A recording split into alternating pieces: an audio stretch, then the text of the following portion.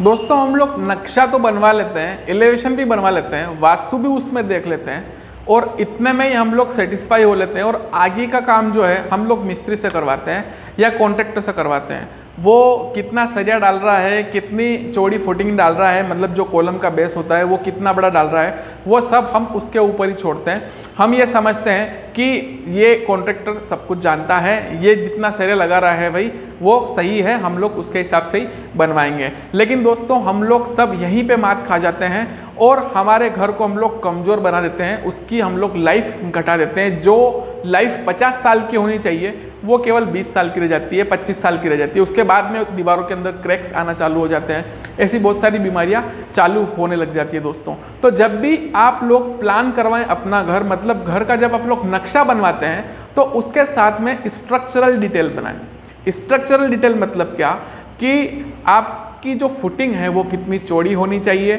उसके अलावा आपका जो कॉलम है वो कितना बड़ा होना चाहिए, उसकी साइज़ क्या होनी चाहिए, बीम की क्या साइज़ होनी चाहिए और उसके अलावा लोड कितना आने वाला है, मतलब दीवारें जो हैं वो कितने इंच की आप लोग बना रहे हैं उसके हिसाब से उसके ऊपर लोड डिसाइड होता है बीम के ऊपर। तो ये सारी चीज़ें हमको देखनी पड़ती है, उसके बाद में हम लोगों को घर बनाना पड़ता है, लेकिन हम लोग नहीं बनवाते हैं। अब मैं कुछ ड्राइंग दिखाता हूँ आपको। देखो अब जैसे कि ये ड्राइंग है ना, अगर दिख रही हो आपको, नहीं दिख रही हो तो स्क्रीन पे फ्लैश हो रही है, आप लोग देख सकते हैं। ये जो पहली वाली ड्राइंग है ये है कॉलम की डिटेल पूरी, कि कौन सा कॉलम कितनी साइज का होगा और उसके अंदर कौन सा सरिया होगा दोस्तों। लेकिन बहुत से केसेस में अब मैं तो जाता रहता हूँ बहुत सारी जगह पे और यही घूरता रहता हूँ, मैं तो इन सारी चीज़ों को देखता रहता हूँ भाई कि ये कॉलम इतना बड़ा बनाया है तो ये इसके हिसाब से सही है या नहीं। तो मैं बहुत सारी चीज़ें देखता हूँ, तो कहीं कहीं पे बनता हुआ घर भी देखता हूँ। तो उसमें क्या देखता हूँ कि लोग क्या करते हैं, 12 का सरिया लगाते हैं प्लस उसके अंदर 10 का सरिया लगाते हैं, मतलब जैसे कि 12 के 4 सरिया लगाती है तो 10 के सरिया लगा दे, ऐसा मतलब ऐसा भी लोग करते हैं। उसके अलावा 12 के 6 सरिया लगा दिए और हर एक कॉलम में वो वही सरिया लगा देते हैं, जो कि एक गलत प्रैक्टिस है, ऐसा नहीं करना चाहिए। लेकिन फिर भी हम लोग ऐसी गलतियां कर देते हैं। हमेशा हम लोगों को जब भी हम लोग नक्शा बनवाने जाते हैं, किसी इंजीनियर के पास जा रहे हैं या फिर आप लोग खुद भी बना रहे हो, तो नक्शा तो ठीक है आपका रखो, लेकिन उसको कंसल्ट करवाइए किसी अच्छे से इंजीनियर से कि भाई हमने ये नक्शा बनाया है, यहाँ पे हम लोग यहाँ कॉलम देना चाहते हैं, सही है या नहीं। और अगर हम लोग यहाँ पे ये कॉलम्स दे रहे हैं तो ये सारे सस्टेन करेंगे नहीं, मतलब ये सारे जो हैं वो लोड को ले लेंगे कि नहीं ले लेंगे। हम लोग ये सरिया लगा रहे हैं तो इसमें ये सरिया सही होगा या नहीं, एक अच्छे से इंजीनियर से मिलिए और उससे आप लोग कंसल्ट कीजिए, ठीक है। अगर आपको कंसल्टेंट चाहिए तो आप लोग जो नंबर फ्लैश हो रहे हैं स्क्रीन पे, आप लोग मुझसे कांटेक्ट कर सकते हैं, आप लोग मुझसे ऑफिस पे आके मिलिए, ऐसी ड्राइंग मैं आपको बना के दे सकता हूँ, ठीक है। अब ये तो होगी कॉलम की ड्राइंग। अब देखिए, अब ये तो होगी कॉलम की, इसके अलावा सारी डिटेल दी गई है इसमें कि रिंग्स कैसे आती है। अब देखिए एक प्रॉब्लम और होती है कि जब भी हम लोग मतलब कॉन्ट्रैक्टर कॉलम बनाता है तो जब ज़्यादा सरिया आने वाला होता है तो वो क्या करता है कि बाहर की तरफ एक ही रिंग लगाता है ना। मान लो कि 10 सरिये एक कॉलम के अंदर आ रहा है तो बाहर की तरफ एक ही रिंग लगा देता है और बीच में रिंग छोड़ देता है ना। लेकिन बीच में रिंग लगती है, जो उसको पता नहीं है, मैं आपको बता रहा हूँ कि लगती है और कैसे लगती है। जो आप स्क्रीन पे भी ड्राइंग देखी थी आपने, उसमें आप लोगों ने देखा ही होगा। एक बार और मैं फ्लैश कर देता हूँ तो आप लोग देख लीजिए कि ये कुछ इस तरीके से इसके बीच बीच में भी रिंग्स हम लोग लगाते हैं, है ना। क्यों लगाते हैं, कैसे लगाते हैं, वो हमारे ऊपर ही छोड़ दीजिए, हम लोग आपको बना के देंगे, आप लोग वैसा कर सकते हैं, ठीक है। अब उसके अलावा आता है बीम का प्लान। अब बीम कहाँ कहाँ पे होती है, कहाँ कहाँ पे लगने वाली है बीम, ये पूरा हम लोगों को प्लान करना पड़ता है। मतलब कि इस बीम से इस बीम की दूरी इतनी है, फिर इस बीम अगली वाली बीम से उस अगली वाली बीम की दूरी इतनी है। तो ये तो चलो ठीक है, हम लोग निकाल भी सकते हैं, ये तो हम सॉफ्टवेयर से निकाल लेते हैं। इसलिए मैं आपको बता रहा हूँ कुछ इस तरीके की ड्राइंग होती है, ये मतलब कुछ इस तरीके की। ये तो होगी देखिए फर्स्ट मतलब ग्राउंड फ्लोर की ये बीम की पूरी प्लानिंग हो गई कि कहाँ कहाँ पे बीम आएगी। उसके अलावा ये यहाँ पे पूरी फर्स्ट फ्लोर की यहाँ पे पूरी प्लानिंग हो गई कि कहाँ कहाँ पे फर्स्ट फ्लोर में बीम आने वाली है। मतलब जो हमारा फर्स्ट फ्लोर होता है उसका जो लेवल होता है, जो फ्लोर होता है हमारा, उसकी बात कर रहा हूँ। उसके अलावा ये वापस रूफ फ्लोर की जो बीम है उसका अरेंजमेंट है।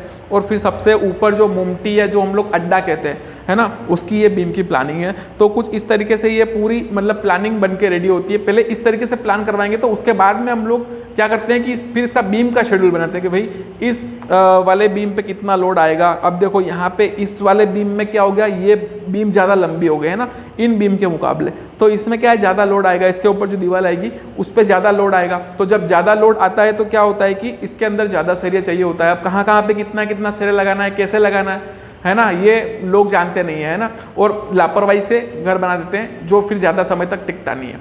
ठीक है, अब मैं तो जो देखो मैं देखता हूँ, जो बताता हूँ आपको, 15 साल पहले पुराने मैंने घर देखे हुए हैं जो आरसीसी के बने हुए हैं और उनकी क्या हालत है ये भी मैंने देखी हुई है।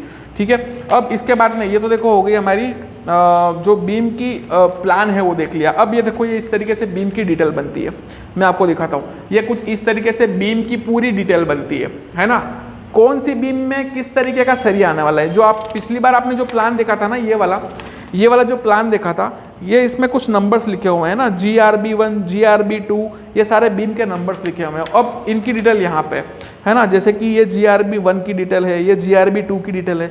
तो इसमें ये कुछ इस तरीके से बनाया हुआ है। आप स्क्रीन पे जो इमेज शो हो रही है उसको देखिए कि ये देखिए GRB1 सबसे पहला वाला लिखा हुआ है, फिर GRB2 लिखा हुआ है, उसके आगे फिर GRB3 GRB4 है ना, GRB5, ये इस तरीके से पूरी डिटेल बनाई हुई है। इसमें कौन कौन सा सरिया कहाँ कहाँ पे लग रहा है ये पूरी डिटेल बनाई हुई है। यहाँ पे कुछ इस तरीके से पूरी डिटेल हमको देखने को मिलती है। तो इस तरीके से पूरी ड्राइंग कंप्लीट होती है जो हम लोग नहीं बनवाते हैं। इसके अलावा भी प्लान्स एंड सेक्शंस हम लोग बनाते हैं और उसके हिसाब से हम लोग फिर एग्जीक्यूशन करते हैं। अब मैं एक जगह पे गया था, वहाँ पे मैंने एक नक्शा भी बना के दिया था। अब मैंने बनाया था 11 फीट की हाइट के हिसाब से, उन्होंने ले ली 12 फीट की हाइट। तो क्या हुआ कि सीढ़ी गड़बड़ हो गई। सीढ़ी गड़बड़ क्या हो गई कि ज़्यादा सीढ़ियाँ चाहिए थी ऊपर चढ़ने के लिए, तो स्पेस कम पड़ गया। तो फिर उनको स्लैब के अंदर फिर सीढ़ी डालनी पड़ी, मतलब एक कट लगाना पड़ा स्लैब के अंदर और उसके अंदर उन्होंने सीढ़ी फिर आगे बढ़ाई। तो इस तरीके की मिस्टेक्स होती है ना। तो पूरा आप लोग सेक्शन से लेके मतलब अब उसमें क्या है कि अब सीढ़ी क्या है कि सिलसिलेवार आपको पता चल सकता है कि हाँ भाई ये इस तरीके से यहाँ पे सीढ़ी आ रही है, इतने फीट से अपने को ऐसे मुड़ना है और इसकी हाइट जो है फर्स्ट वाले फ्लोर की इतनी है। ये सारी जानकारी उसमें रहती है ना। लेकिन लोग इसको देखना पसंद नहीं करते है ना, और बनवाते भी नहीं है बहुत सारे। और फिर ये भी समझते हैं कि मतलब ये तो चलो स्ट्रक्चर जो है वो इतने साल चलने वाला था, मतलब ये घर यार 20-25 साल से ज़्यादा नहीं चलता है ना। फिर लोगों के दिमाग में वही बैठ जाता है कि हाँ यार ये क्या 20-25 साल तो काफ़ी होता है, एक बार चल गया तो ठीक है, फिर अगली पीढ़ी बनाती रहेगी और अपने को क्या लेना देना, अपने बना के दे दिया इनको और अगली पीढ़ी बना के और अपना करता रहेगी है ना। मतलब ऐसे ये लोग हम लोग समझते हैं और हम लोग फिर इस तरीके से एग्जीक्यूशन करते हैं। इस तरीके से नहीं करना चाहिए। तो अगर आपको इस तरीके की डिटेल बनानी हो, अगर आपको नक्शा बनवाना हो सिटी में भी और गांव में भी, तो मुझसे कांटेक्ट कीजिए। जो नंबर स्क्रीन पे दिख रहा है आप लोग मुझसे कांटेक्ट कर सकते हैं, मुझे कॉल लगाइए और मैं आपको सारी डिटेल आगे समझा सकता हूँ। ठीक है।